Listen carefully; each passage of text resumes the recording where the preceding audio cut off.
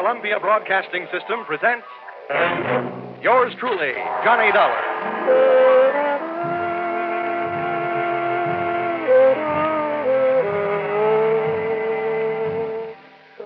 The next half hour has its baggage packed to take a trip with America's fabulous freelance insurance investigator, Johnny Dollar. At insurance investigation, he is just an expert. At making out his expense account, he is an absolute genius.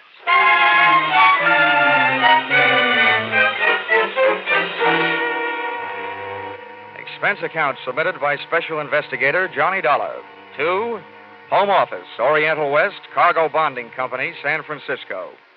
The following is an accounting of my expenditures during my investigation of delayed cargo aboard the SS Shanghai Wayfarer, or the case of the slow boat from China.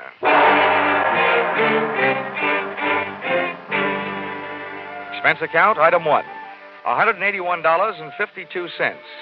Plane fare from Hartford to San Francisco in answer to your urgent call. Expense account, item 2, $3. Lunch on Fisherman's Wharf in answer to my stomach's urgent call. Item 3, $1.20. Cab fare to your office. Dollar, my name is Fundy. I haven't had the pleasure of meeting you before. And may I say it's a pleasure meeting you. It's a rough trip. I'm glad it's over. Over? Oh, it's just begun. Here, Dollar. This is your plane ticket to Singapore. Singapore? Hmm?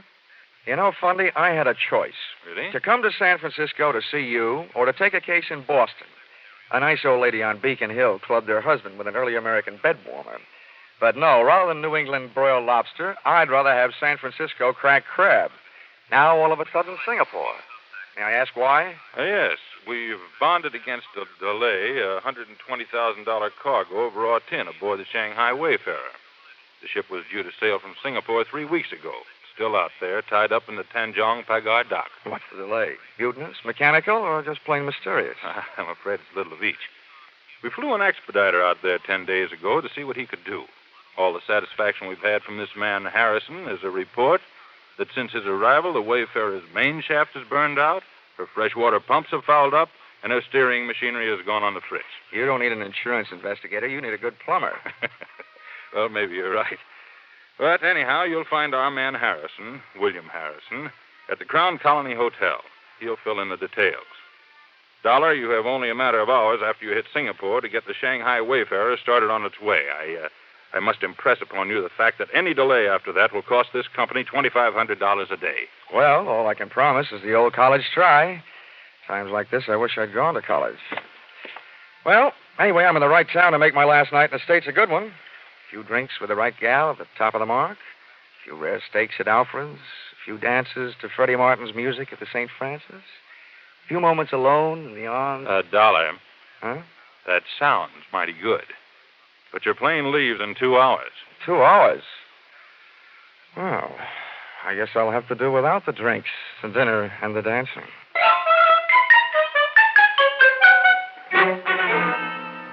Expense account, item 4, $120. Lost in the course of teaching fellow passenger how to play poker. My mother warned me never to play cards with strangers on trains or steamships. I wish she'd included airplanes.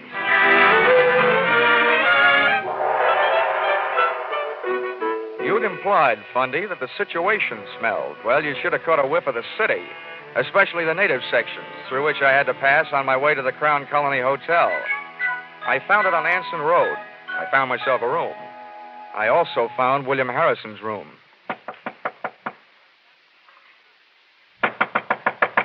Harrison? Hey, Harrison.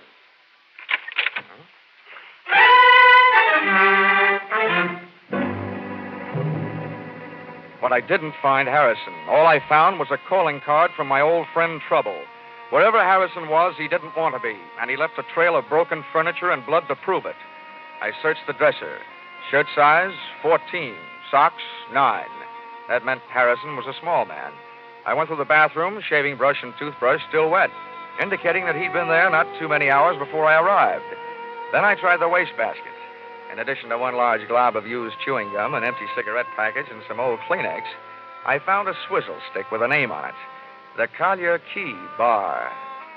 Well, all that meant was that Harrison had a head cold and had been trying to cure it with Singapore slings. But at least I knew where he'd been drinking them.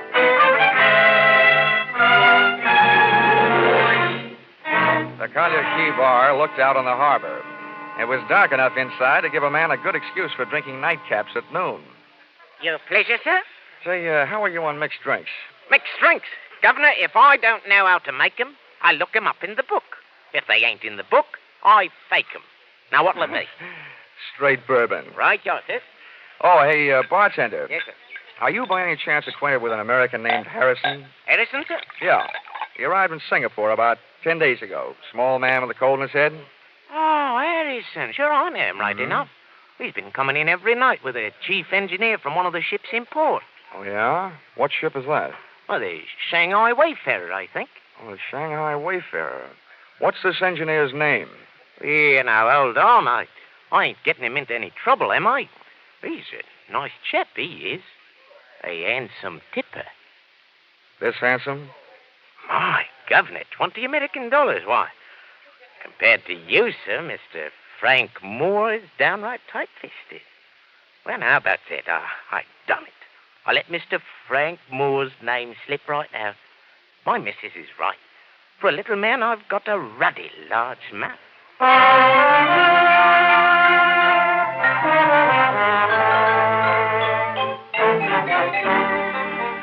Expense account, item 5. Rickshaw fare to the Tanjong Pagar docks, 10 cents. Tip to Pony Boy, $1. The ships moored fore and aft of the Shanghai Wayfarer were busy stuffing the pungent treasures of the East into their deep steel pockets. The only sign of life aboard the Shanghai Wayfarer was the right hand of the burly gangway watch. It was holding a knife with a 6-inch blade and slicing thin slivers off a plug that looked more like tar than tobacco. As a gangway watch, he might have been fine. But as a reception committee, he was no Elsa Maxwell. That's far enough, mate. There's nobody aboard and there's nobody coming aboard. It's all right with me. All I want's a little information. Where can I find your chief engineer, Frank Moore? You come to the wrong place. Try the icebox over at the Singapore police. They fished him out of the harbor this morning, stabbed to death. Oh? Any idea who did it? They're holding some dame he's been playing around with. No, I don't know her name. Have they got anything else? Listen, mate, my job is to guard the ship, not answer questions. Okay. Have it your way. Well, watch out for pirates.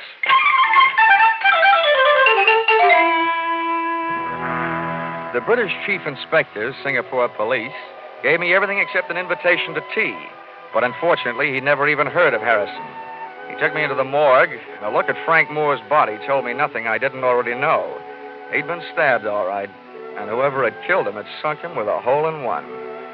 As for his personal effects, his Maritime Union card confirmed the fact that he was indeed the chief engineer of the Shanghai Wayfarer. A stack of crisp American $20 bills in his wallet made me wonder whether he hadn't been picking up a little extra pin money for delaying the departure of his ship. And finally, a photograph that made me admire the late Mr. Moore's taste in women.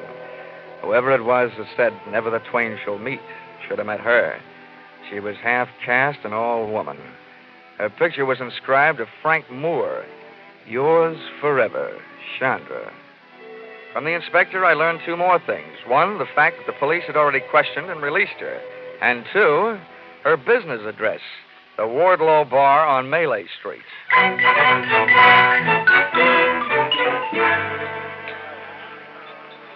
Hello, Mr. Young.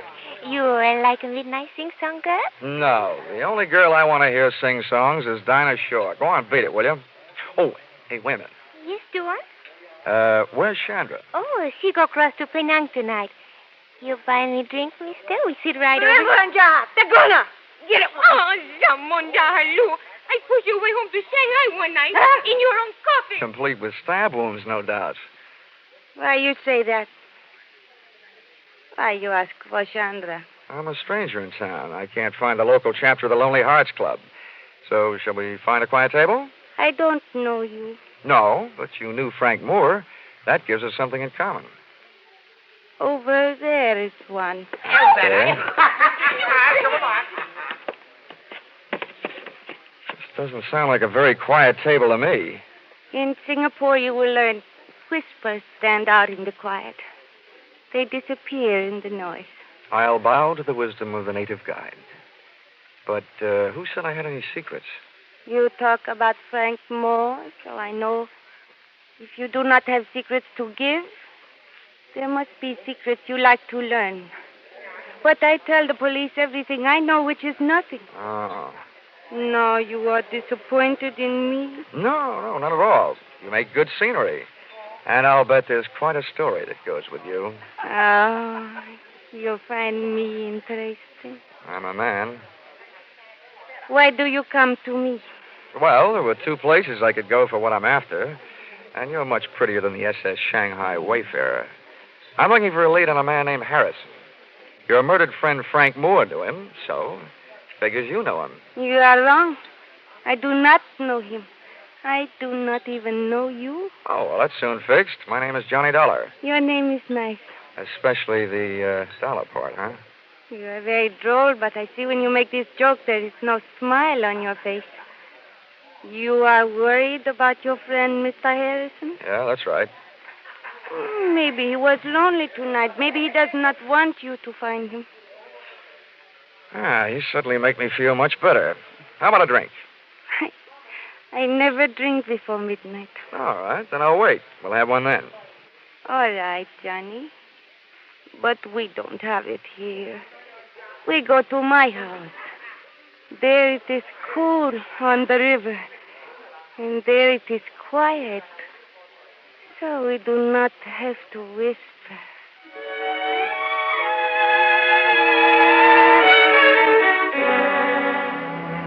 Midnight must have been invented for Singapore, and her house must have been invented for midnight. Only one thing looked out of place. Up on the wall was a souvenir of Chandra's war effort, a real American baseball bat, a Louisville Slugger. And on it was written, "Remember the U.S. Marines." Everything else in the place was soft. The lights, cushions, and Chandra. It is nicer to drink here, no? Yeah, may I say, it's a mite intoxicating without a drink. I wish the boys back in my high school senior class could see me now. What do you mean? In the graduation annual, they predicted I'd be a bookkeeper. Oh, I do not understand you. And neither did the boys in my senior class. Johnny, please say things I can understand. I want to know you better. Maybe if I stop talking altogether, you'll get to know me better. Johnny.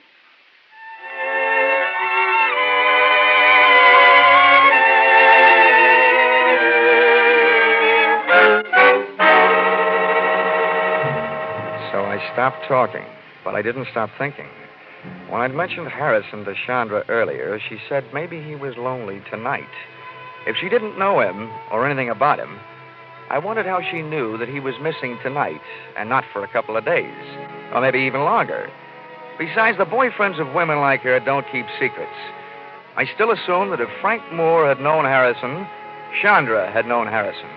I also assumed that she'd spited me into her parlor for purposes other than social. And that notion was seconded soon after I had it, when somebody kicked the door open. There he is. There's your Johnny Dollar.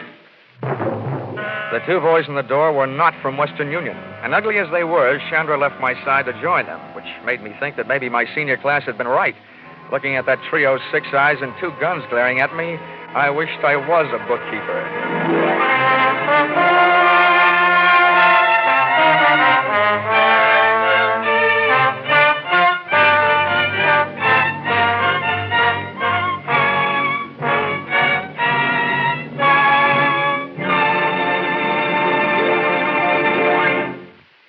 In just a moment, we'll return to the second act of Yours Truly, Johnny Dollar.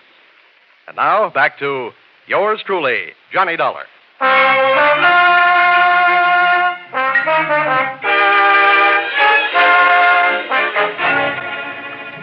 men with the guns, described from left to right, were a fat man with 3 chins and a bald dome, and with him, a punk with a sneer and arms that were too long for the rest of him.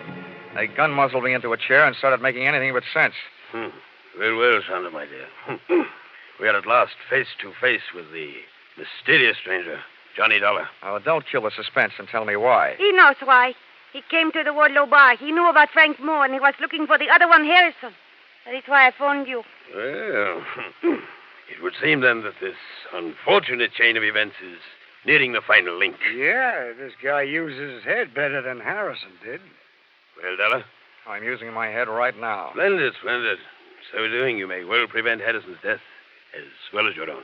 Oh, well, that's better than nothing. But is that all you can offer? Skip the bargaining, Rusline. Takes too much time. Quiet, Corgi. There are times when money is cheaper than the results of your kind of blind violence. Well, Dollar, you do have a price. Take a tip from my last name. Start bidding. I tell you, you're nuts, Rusline. You aren't sure he knows where it is. He must know. He was looking for Harrison. They both know. You be quiet, both of you. 500 pounds English dollar. Where is it? At times like this, I keep my mouth shut and my ears open. 750. Surely, Dollar, since you've entered the situation at such a late date, that is profit enough. Oh, well, I'm a man of expensive tastes. I've always aspired to such things as $200 cigarette lighters. Go ahead. Keep spitting out that wise talk, and you'll be spitting out teeth. How'd you like to go swimming with your hands and feet tied? I could bite my tongue. Not just yet, Corgi, my boy. This man is worthless, dead. Perhaps, Dollar, we can induce you to talk in much the same way as we could prepare to pat it by slitting the tongue. You know, Rosalind, your mother must have been scared by Sidney Greenstreet. Either this guy is nuts or he doesn't know anything. What I know would fill a police blotter. Corgi, you know nothing of psychology, my boy. What this man is attempting to pass off as a show of bravery is based purely on the knowledge that he is, momentarily at least, of some considerable value to us alive. Now, Dollar, be careful. Before you make your final decision, bear in mind you've heard our final offer. Now, sir, what shall it be? Oh, as a squirrel said to the little girl when she asked him what he wanted for Christmas, nuts. Very well, Dollar. Corgi. Thanks.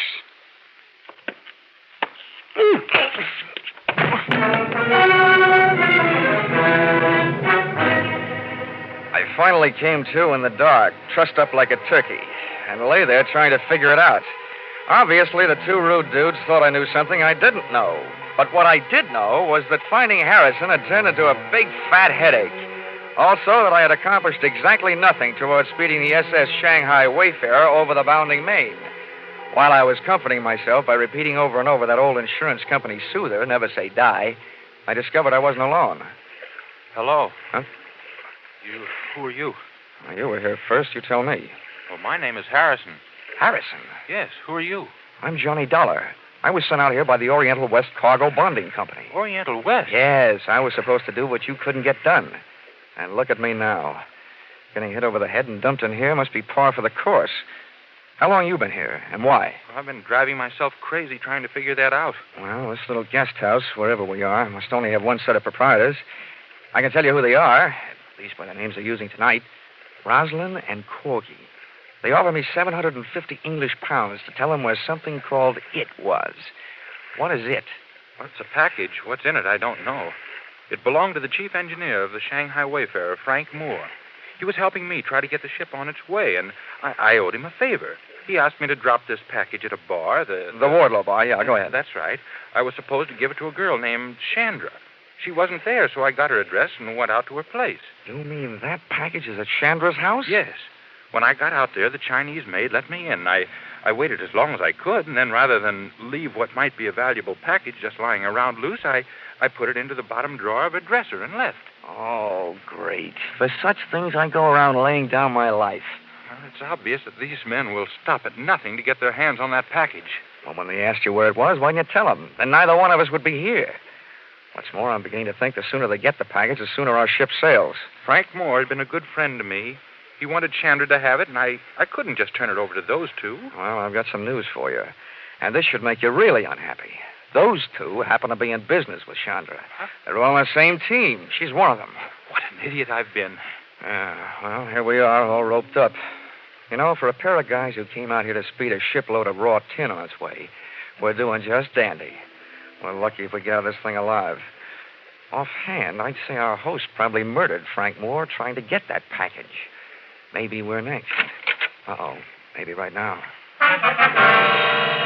A beam from a powerful flashlight stabbed us in the eyes. The sudden change from too much dark to too much light kept us blinded. Well, look who's here. At least the voice behind the glare wasn't Rosalind's and it wasn't Corgi's. But it was a familiar voice, one I'd heard and heard lately. He walked in on us, the flash in one hand, and in the other, a knife with a 6-inch blade.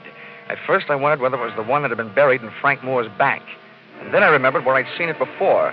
The man bending over us was the burly gangway watch from the Shanghai Wayfarer. And you told me to watch out for pirates. Well, this situation is getting a little overcrowded. I didn't think there was room for any more. What do you want? You know what I want, Dollar. The same thing Roslyn and Corgi are ripping your hotel room apart for right now. Now, don't tell me you're looking for it, too. 2 things I know about that package, mister. The name is Rourke. Okay, Rourke. One thing I know is that it's dangerous company. The other is I want no part of it. The only thing I'm interested in is getting the Shanghai Wayfarer out of port. That won't be hard once I get that package. Where is it, Dollar? I'll trade the answer to that question for a little freedom. Okay. Hold still. Thanks. Harrison's next. I want him with us in case he's lying. All right. Okay, Harrison, roll over. Hey, you! When Rourke bent over Harrison, I drop-kicked the flashlight out of his hand, ran across the darkened room, through the open door, and kept on running. Sometimes the long way around is the shortest way home, so I headed for Chandra's house. I not only had some getting even to do, but I had some curiosity to satisfy. Somehow the Shanghai Wayfarer's failure to sail on schedule was tied up with a mysterious package. But how? Why? I decided I'd earned the right to see what was in that package.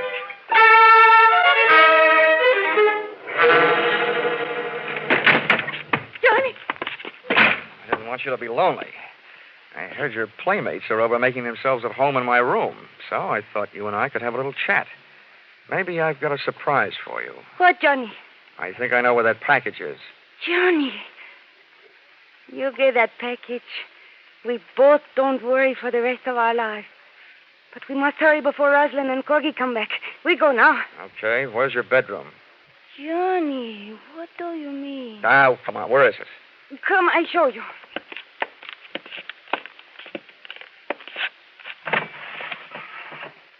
No, it cannot be. There's another one, no. It's been here all the time. And now while I open this thing, you can go and have yourself a nervous breakdown. Say, this is more fun than unwrapping Christmas presents. And now I take off the cover. Wow. Now I know how the winner feels on Hit the Jackpot. The package was paper all the way through, brown wrapping on the outside and green spending on the inside. Big bundles of fresh, clean American 20s. Thousands of the same kind of bills that the Singapore police had found in the late Frank Moore's wallet. It would have taken half a day to count it, and I'd wasted too much time already. They'll be no good to you without me, Johnny. You have to know how to get rid of them. Oh, counterfeit, huh? Yes. They are made in China. Frank Moore brought them from Shanghai to Roslyn to take to the States, but Roslyn was not here in Singapore. He was late, so Frank had to make some accident happen to his ship to keep it from sailing. But then he changed his mind. He decided he would give the money himself, but Roslyn caught up with him. Oh, I see. He was sending them to you by way of Harrison, just before he was knifed by Roslyn, huh? Who talked him into that? You, by any chance? You and I could be very rich, Johnny. You never give up, do you? There's $500,000 there. Mm-hmm. Yeah, it should buy about 50 years in jail. I'm taking this down to customs and you with it. No, I do not think you do. Uh-huh. Time to play another visiting team. Come on, beautiful. I don't want you in the way. Let go of me, Allison! I grabbed her, lashed her wrist with a cord from the package, and since she liked money so much, I stuffed her mouth with a fistful of those troublesome $20 bills. I locked her and the rest of the loot into a closet and dashed into the other room looking for a weapon. And then I remembered that Louisville slugger from the U.S. Marines. I was glad they'd landed. I grabbed it off the wall, got a toehold in the carpet on the left side of that door, wrapped my fingers around the bat, swung on the back of my shoulder, and waited. Chandra, my dear, we just came to... Oh! 2 out and 1 to go. Go! Go! 3 outs, and the side is retired. What a ball game. First, I take your guns. And now we sit and wait for you to wake up. I'll take over from here on in, Dollar. Huh? Oh, I don't know about that, Rourke. I happen to be the guy who has the gun. Oh? Well, here. Take a look at this. What's in your wallet that I want to look at? More hot 20s? I'm not taking my eyes off you, Rourke. Okay, I'll turn around with my hands up, and then you can look at it. Okay, fair enough. But if you so much as move, I'll start shooting. That's the deal. Oh, it's a fine time to learn this. Are you satisfied? John Joseph Rourke, U.S. Treasury Department. Come on in. I'm sorry I couldn't come out into the open before, Dollar, but I was too close to the payoff of this case to take any chances. Well, you know, I'm beginning to think that just being in this town is taking chances. That counterfeit's been funneling through this port on its way from China for months. We had Moore staked out for a long time, but this is the first shot we had at the top. That's him lying there on the floor, Rosalind.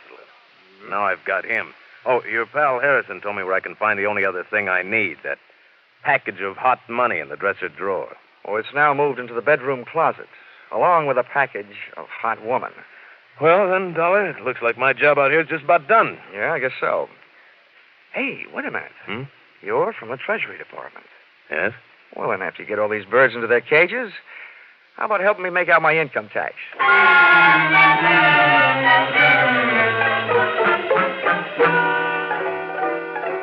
Expense account, item 6. Hotel bill, 1 night in Singapore, $5. Item 7, 1 new outfit, replacing mine, which was ruined in course of taking midnight dip in Singapore River, $200. Item 8, $20. Bar checks for cheering up one William Harrison, your expediter, whose innocence had him running errands for the man who was holding up the departure of your ship. Item 9, $375. Spent while killing time until the departure of my plane back to the States, after the Shanghai Wayfarer finally sailed. You see, this time, I had 4 hours on my hands instead of the 2 you allowed me in San Francisco. Expense account total, $1,407. Signed, yours, truly, Johnny Dollar.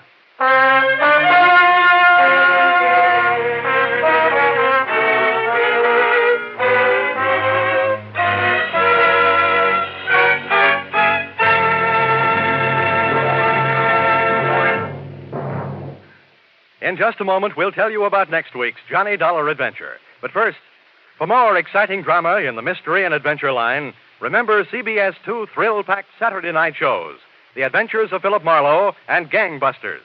Be sure to hear Philip Marlowe and Gangbusters tomorrow night on most of these same CBS network stations. Next week, CBS will take you adventuring with Johnny Dollar, hitting the hot spots in Palm Beach and New Orleans, with the star of Hades, Diamond, on a trip all points south. Charles Russell plays the role of Johnny. Our music is composed and conducted by Mark Warnow. Yours truly, Johnny Dollar, is written by Paul Dudley and Gil Dowd, and is produced and directed by Richard Sandville for CBS, the Columbia Broadcasting System.